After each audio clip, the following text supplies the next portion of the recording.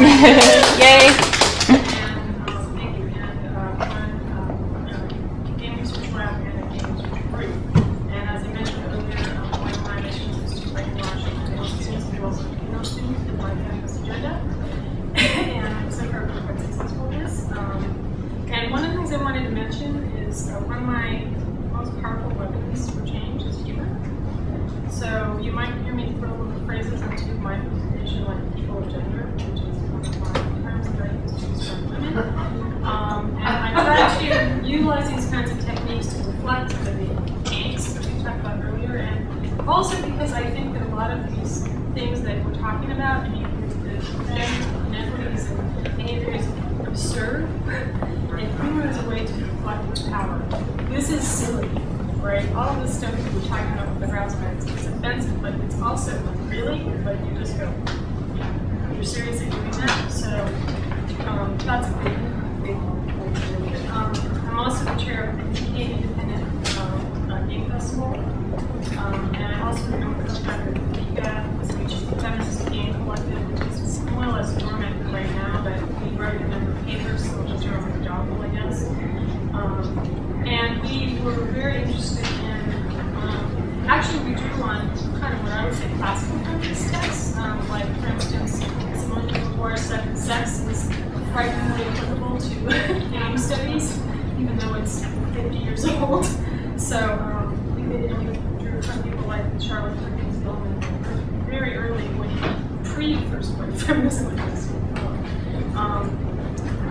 In a way, as a way of contrasting the growing patriarchal, what I mentioned, academia in terms of following suit by either accepting the patriarchal game industry frameworks unquestioningly, and also drawing from theorists like, Poisina, Calois, who have a highly gendered, male-dominated perspective about hierarchy.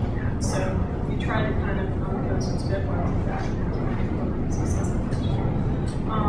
What I'm going to talk about now, this is really more of a homily or a position paper than a paper, but I want to talk a little bit about how we can redraw the magic circle to redefine what some of these gender inequities that are represented, mainly by just thinking about how we define certain terms and certain practices. So I want to start by talking a little bit about, I want to tell two quick stories which are kind of relevant to this. The first is a couple of years ago when I first came to Atlanta, I was invited to something called Siege, which is the Southern Interactive Entertainment Gaming Expo, and there were no women in the entire conference. So I wrote a letter to the organizer who I knew and said, "What's with that?" And he said, oh gosh, I'm so sorry. So he created a diversity panel and put me, the only black guy and the only Hispanic guy, on it. As we were walking to the panel, I said to my colleagues, we realized no one's going to come to this panel, of course, and we went, but there was not one single person in the audience. Now, concurrent with that panel, I happen to know this because they had double booked me on it, was a panel about serious games. I said, I bet I know where all the women and minorities are, so we went over to the serious games panel. And indeed, everyone of color and gender was sitting in the room for that session. And so this kind of was a light bulb for me, like, oh, we're here, we're just in a different place than we're expected to be. And then the second is, in 1998, I was actually a panel chair for SIGGRAPH, which is the biggest computer graphics exhibition in the country, and in the world, actually. And I was trying to figure out some ways to resolve the gender equity thing, and I did two things that were really useful. One was I organized a campfire, which allowed people who were pioneers in computer graphics to come and talk about their experiences. And I made sure that the women pioneers were included in that, so we had a really nice mix of male and female contributors. And then the other thing I did was, this was the year that Tech Panic had come out, and there were a lot of panels with computer graphics programmers and artists and so on. And I happen to know from being in LA and being in related fields that it turned out that all but one, there were about 6 or 7 different CGI companies involved in making Panic, and all but one of them had a female producer. Now, producers had never, ever been represented at SIGGRAPH before. So I decided it would be really interesting to treat producers as if they were legitimate computer graphics practitioners and have a panel devoted to that role. And it was very exciting and informative, actually, and it delved into disciplinarity and sort of art and technology early strategies for sort of rethinking these things. So what's interesting about the computer graphics story is it talks a lot about it informs us a lot about the STEM thing. And what I'm finding is that when you talk to people about STEM, they don't ever include art.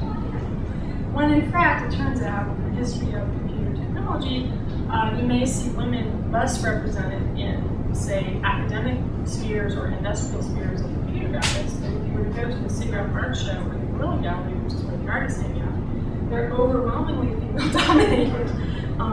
If you are part of the SIGGRAPH Arts Committee, you will discover that it's overwhelmingly female-dominated. And these artists are people that invented many, many new technologies. Just to run off a list, Becca Allen, who was a early computer graphics artist, made one of the first music videos with CGI in it. Jackie Moore, who did VR art in the 90s. Crystal Summer, who created biologically inspired art projects. Brenda Laurel, who started Critical Moon and was also an early VR artist. There are a number of these women who invented, Shar Davies was the co-founder of Softimage and helped to invent that software, and she was the artist in residence to do that. So I think we need to start by saying, hey, there are women here, it's just that we marginalize the aspect of STEM and games that they participate in. So I really think one of the things we can do to help our cause is to rethink what gets counted. So I'm actually a big proponent of this emerging STEAM movement in the US, which is science, technology, engineering, arts, and math, because I think it's going to radically change the configuration of how we look at gender distribution in IT fields. Now, in the game area, we have a variety of different challenges. But one of the things, again, going back to the comment I made at the beginning about my own background, I was in New York in the 80s, before it was a word. I knew the people that designed the first ATM machine, who happened to be female. We don't ever hear about them. They were evaporated from history books. Very early multimedia learning applications that were done in the early 80s and late 80s. A large number of women were involved in this.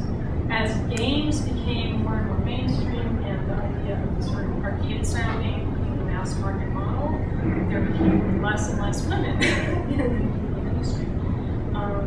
So I think that's an interesting observation. And actually, I've heard and read some things recently about the same thing in terms of film. There are actually more women in the film industry in the 1920s and 30s than there are now. More women writers, more women directors, more women editors. So a couple of things that I think we can do is we can rethink, again, what's counted.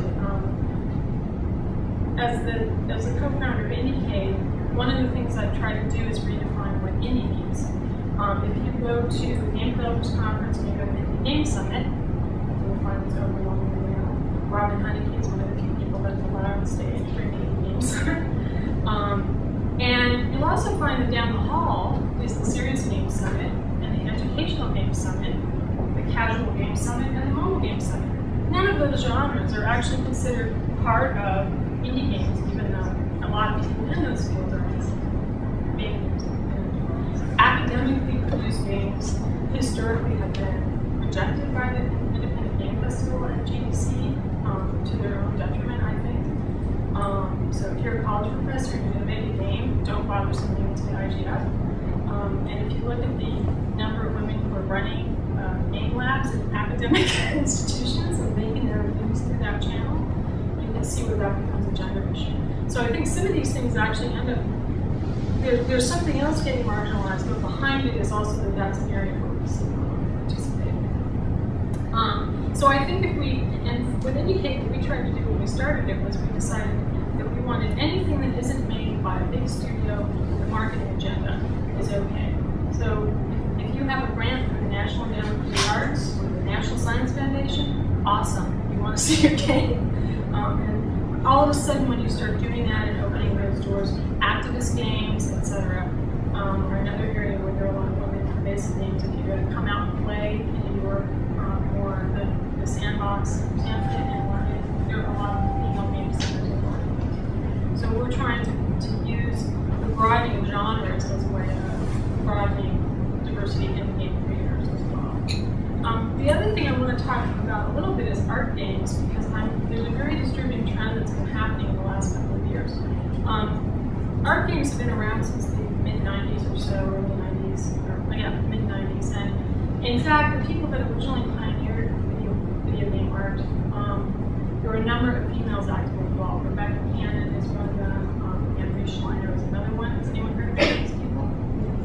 Yes, that's because of my age problem. Yeah, these people have been completely erased from all of the game art discussions. Rebecca Cannon and Andrea Schleiner were the two first people ever to curate a game art exhibition. I actually curated one in 2003 that apparently has about written history. Some of the artists that probably game art, like Flanagan, are very seldom discussed when you go to game art panels. What's been happening is a generation of young males, most of whom have no actual art training, have decided that they want to be game artists, and they invented it. And since they don't do their homework and see that other people were there a decade ago doing this stuff, they are rewriting history. And it's really unfortunate. So this is another thing that I'm interested in. And in fact, when we start having a brainstorming, one of the things I want to talk about is how can we reclaim the history of what's already been done by women instead of allowing it to be swept under the rug, which happens a lot. So these are kind of important strategies, I think, for those percentage numbers that people keep throwing up and actually rewritten by actually going back and historically about what's been happening. Now, I wanted to say a few things about academia. Some people might hear me make audible sounds when the discussion of gender and academia came up. And I'm not even going to talk about institutional politics, so I might just break down and cry. But I do want to talk about game studies as a discipline. And I think things have actually changed for the better, although it was a struggle in the beginning. So I think that when game studies first became a sort of legitimate discipline, and I'm going to track that back to around the time of the first TIFF, and a couple of years preceding that. One of the things that I saw as a problem, and one of the things that inspired the TIFF to form, was the fact that the academic discourse on games was focusing on these heavily male-centered games without any critical lens in terms of gender. So, and even to the point of doing a study of a game where every single player in the study is male and not actually saying that in the paper. So you would get a paper, you get gamers who play this game, blah, blah, blah, blah, but there wouldn't be any distinction. And I really thought that was problematic. In the MMO field, this is a particular issue because most MMOs are typically 10 to max 20% female. So generalizations were being made about play styles of gamers, about all MMO players that might not necessarily be reflective. There was not a lot of nuance about who was playing. And also, certain types of game genres were sort of considered more legitimate than others. So in early years of game study, there was almost no writing about casual games, for instance. It was a focus on hardcore games, and RTS games, and MMOs, and things like that. So there was this kind of unquestioned gender normativity, both coming from the game industry. So what the game industry did is we're just going to study it and critically. That was one side of it, and then on the other side, there was all this drawing from theory that was problematic. And for people who might remember some of the papers that were deep in second and third Pearce, we had a paper that where we critiqued the Huizinga very misogynistic. So going back to the mom thing, you know, the only thing Huizinga ever mentions about girls is that they play mom. That's the only thing he ever says. And he says it very infrequently. And then Calois, being a French scholar, also adds to that by building on that further and, you know, continuing to sort of perpetuate the saying that girls play mom, and that's play as part of that. So we had written this paper, which we informally called the Huizinga Charlotte Perkins Smackdown, where we used arguments from the early 20th century feminists that were scarily applicable to video games via the Huizinga theoretical framework. So this is kind of another strategy that we used, and actually I'm a little embarrassed now because I feel like we should use more contemporary feminist lens, but there is a certain irony